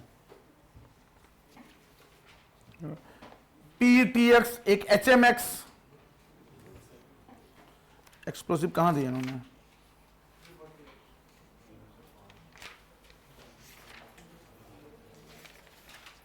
कोई बात नहीं। फर्टिलाइजर्स में इन्होंने दिए यही कैल्शियम, NPK फर्टिलाइजर्स,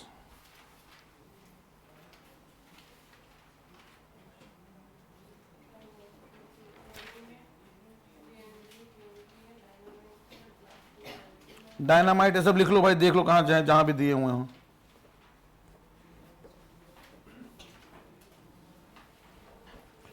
अच्छा, एक चीज और देखो, पॉलीथीन का प्रयोग हमको पता है, पॉलीप्रोपीन का पता है, नायलॉन का पता है, टेफ्लॉन का पता है, पॉलीस्टाइरीन का पता है, रबर बेकेलाइट का पता है। एक और पॉलीमर दिया लेक्सन, तो लेक्सन का लिखा है बुलेट प्रूफ ग्लास बनाने में यूज करते हैं लेक्सन। तो कैवलर है, कैवलार है, ये भी लेक्सन भी है, तो लेक्सन भी देख लेना। तो एक्सप्लोसिव पे कोई सवाल आया हुआ है, देख लोगे हैं? तो पूछा क्या TNT का फार्मूला, ट्राइनाइट्रोटोलुइन, TNT। टोलुइन समझते हो ना, टोलुइन क्या है, टोलुइन CH3, यहां लगा होता है NO2, यहां लगा होता है NO2 और यहां लगा होता है NO2, ये ट्राइनाइट्रोटोलुइन, TNT। अब कुछ इसमें इन्होंने ना कुछ ये सब कुछ चीजें दे रखी, इसको देखो एक बार, क्या इन्होंने दे रखा है।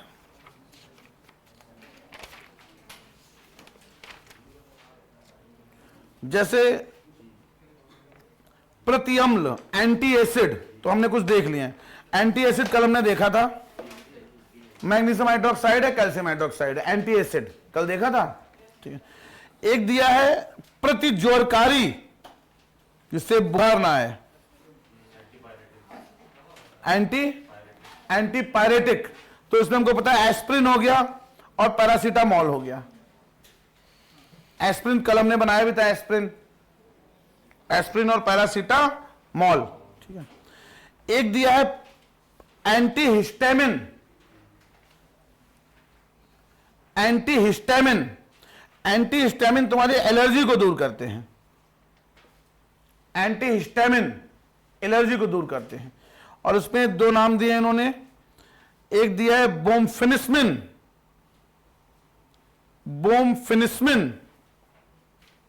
और टर्फेस्डिन। पहला एक दिया, तो हिंदी वाली किताब है यार, मतलब सारे देख ले रहा हूं कहां क्या क्या दिया है, कुछ काम का मिल जाए यार। एक है बोमफिनिस्मिन, लिखा है तुमने बोमफिनिस्मिन, क्वेश्चन पूछा है। और दूसरा है टर्फेस्डिन, दिखाना जरा, मिसलेनियस में हो सकता है दिया हो। उसके बाद ये प्रशांतक क्या होते हैं, प्रशांतक पैसिफाई कर देते हैं, जो तुम्हारा उसको दूर कर देंगे, तनाव को दूर करेंगे, मानसिक रोग को दूर करेंगे, चिंता को दूर करेंगे। हाँ, इसमें निद्रा प्रशांतक दिया है बेरोनोल,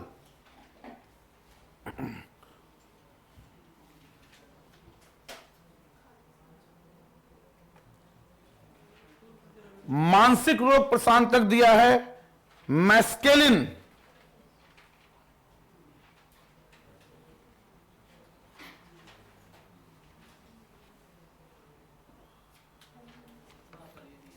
है दिया, कहां पे दिया है, अच्छा जी 223। ठीक है ठीक है ठीक है, तो सवाल कैसे पूछे, अब पूछें तो भाई करने पड़ेंगे, फिर नहीं छोड़ सकते हो, हैं। खाने में किसका प्रयोग होता है, बेंजोएट। ठीक है, खाद्य पदार्थों के परीक्षण में हमेशा याद रखो सोडियम बेंजोएट, प्रिजर्वेशन में। फलों के रस को सुरक्षित रखने में सोडियम बेंजोएट, खाद्य पदार्थों के परीक्षण में सोडियम बेंजोएट, खाद्य पदार्थों के परीक्षण में अगर एसिड दिया हो तो बेंजोइक एसिड। प्रशीतन, प्रशीतन मतलब ठंडे करने से खाद्य पदार्थ क्यों खराब नहीं होते हैं, तो उसका आंसर है जैविक जो रासायनिक क्रियाएं उनको कम कर देते हैं। ठीक है, कौन सा सामान्य प्रशीतक है जिसको घरेलू प्रशीतकों में यूज किया जाता है, फ्रेयॉन। कच्ची चीनी को रंगहीन करने के लिए किस चारकोल का प्रयोग किया जाता है, एनिमल चारकोल, एनिमल चारकोल। पूछेगा से सुन लो। शहद में क्या होता है, फ्रक्टोज। ठीक है, नेचुरल शहद में क्या होता है, फ्रक्टोज, तभी मीठा ज्यादा होता है शहद, है फ्रक्टोज। एस्पेटम, ये पूछा है, एस्पेटम सामान्य चीनी जितना ही मीठा होता है, किंतु गलत हो गया है। एस्पेटम आहार प्रसंस्करण में प्रयोग होता है, तब उसका मीठा स्वाद तो बना रहता है, किंतु ऑक्सीकरण प्रतिरोधी होता है, नहीं। अब इसका ऑप्शन डायरेक्ट है, एस्पेटम सामान्य चीनी से कई गुना अधिक मीठा होता है, अतः थोड़े से एस्पेटम में मैंने बहुत पढ़ा, ऑक्सीकृत होने पर कम कैलोरी प्रदान करते हैं। एस्प्रिन कहां से मिलती है, एस्प्रिन लिखा है पेड़ से मिलती है, एस्प्रिन बनाते में। एस्प्रिन है क्या, एंटीपायरेटिक है, ताप को नियंत्रित करती है एस्प्रिन। शांतिकारक औषध के रूप में किसका प्रयोग होता है, शांतिकारक, तो इसमें बहुत इंपॉर्टेंट है, उत्तेजना को शांति करने के लिए पोटेशियम ब्रोमाइड, शांतिकारक। जब बहुत ज्यादा आप उत्तेजित हो जाएं, आपको लगे ट्रैंकुलाइजर, तो इंपॉर्टेंट है पोटेशियम ब्रोमाइड।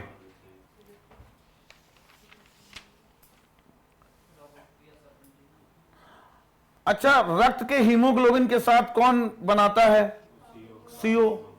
ठीक है, तो जब कभी कभी लोग कार में एसी चला के सो जाते हैं, अंगीठी जला के सो जाते हैं, सुबह मरे मिलते हैं, और पता है अगर कोई बहुत शानदार मौत जो होती है जिसमें आपको दर्द का एहसास ही नहीं होगा, वो कार्बन मोनोऑक्साइड से होती है।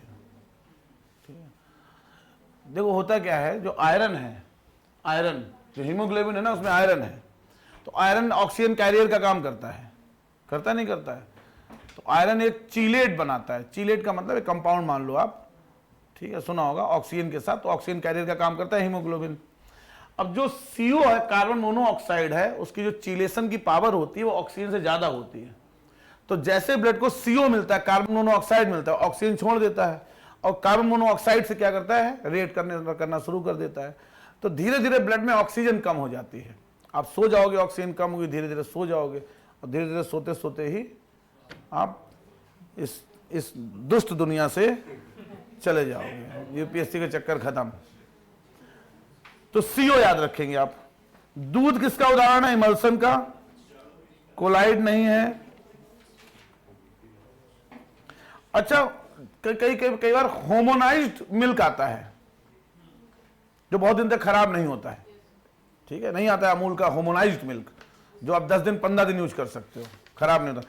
तो उसमें क्या करते हैं, जो मिल्क में बसा के कण होते हैं, ठीक है, फैट, उनको एक सेंट्रीफ्यूज के कारण वो छोटे छोटे कणों में तोड़ देते हैं, तो वो दूध फटता नहीं है, वो कोलाइडल सॉल्यूशन ज्यादा दिन तक चल जाता है।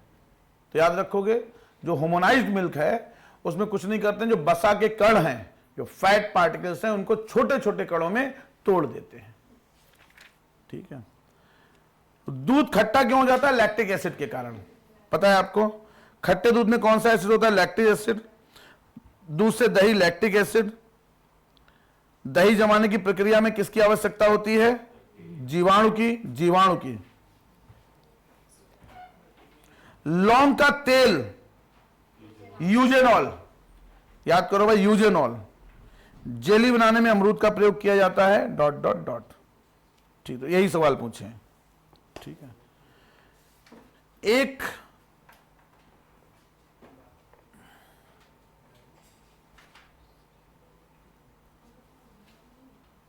प्रति मलेरिया औषधि है क्यूनाइन, एंटी मलेरिया ड्रग। ठीक है, सिनकोना की घास से मिलती है, छाल से, सिनकोना की छाल से, जो भी है। तो एंटी मलेरिया है भाई, एंटी मलेरिया, याद रखना, दिया हुआ है। निश्चेतक जो आपको बेहोश कर देते हैं, क्लोरोफार्म और डाइथाइल ईथर, नाइट्रिक ऑक्साइड को कम करने लगे हैं। जनन क्षमता नियंत्रण, तो नोविलोन, फेमिलोन, मालाडी, ओबरल जी। नोविलोन, फेमिलोन, तो जो कुछ होता होगा इसमें, जनन क्षमता, तो महिलाओं की जनन क्षमता का नियंत्रण। मान लो टिक करने को आ जाए भाई, सुन तो लो कम से कम। शायद उनका ओवल्यूशन पावर कम कर देते हैं, ऐसा कुछ होता है। क्या पूछा है? बर्थ कंट्रोल पिल जो होती है, हाँ, उसमें वो पूछा है कि क्या होता है, उसको एस्ट्रोजन होता है कि याद नहीं है वो कंट्रोल। तो पता करो यार, चेक करो भाई, फिर अगर पूछा गया तो पूछ सकते हैं, हैं? इसमें दिया एस्ट्रोजन है कि प्रोजेस्टेरोन का मिक्सचर है। तो लिख लो भाई, बर्थ कंट्रोल पिल किसका मिक्सचर है? एस्ट्रोजन और प्रोजेस्टेरोन। तो देख के लिखो यार, एस्ट्रोजन,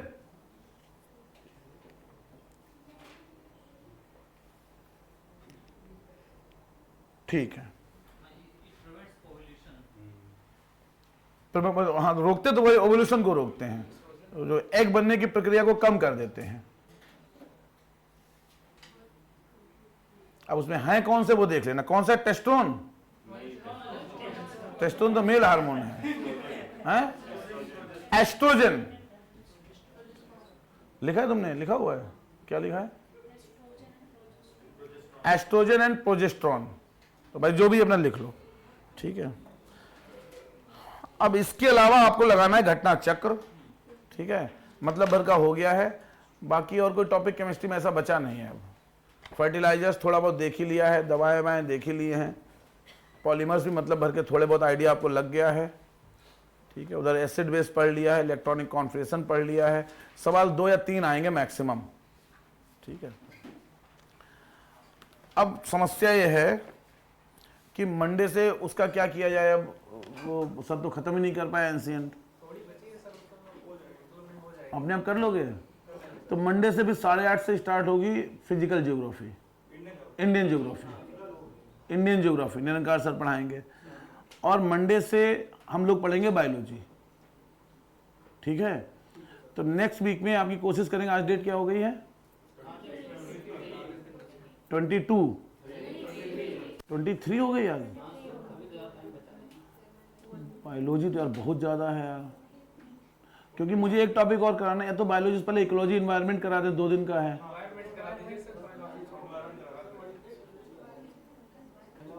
इसमें से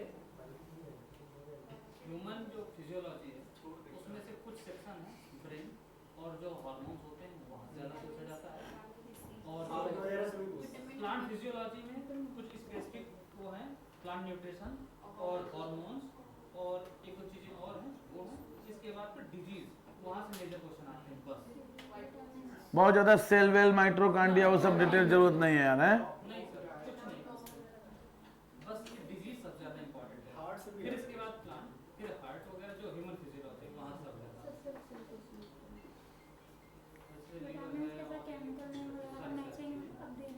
विटामिन वगैरह क्या?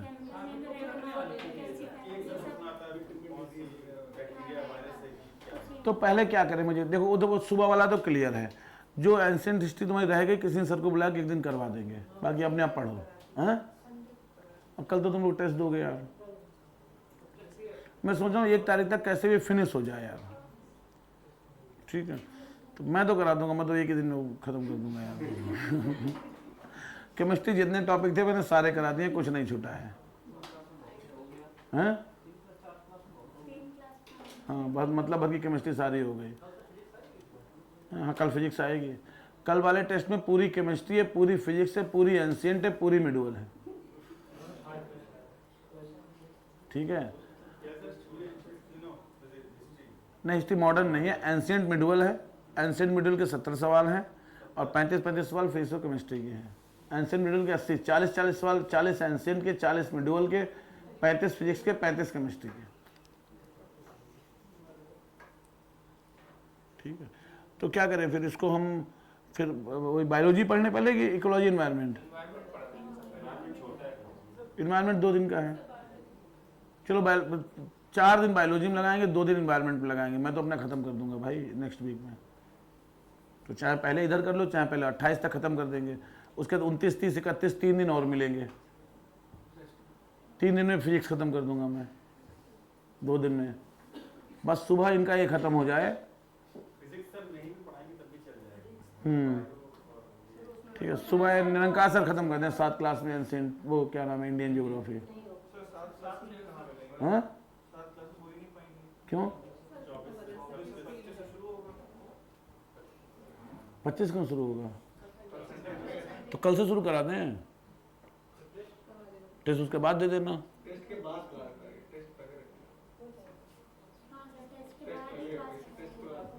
कल कर लो 2-3 घंटे की क्लास।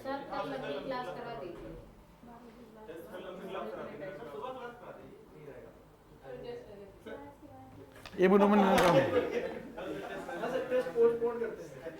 अरे यार तुम लोग हंसी मजाक जीवन ले रहे हो यार। 10 दिन एग्जाम के बचे हैं, टेस्ट पोस्टपोन कर दीजिए।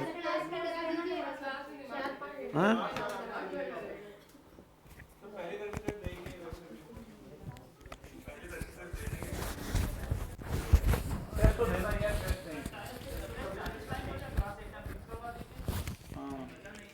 क्लास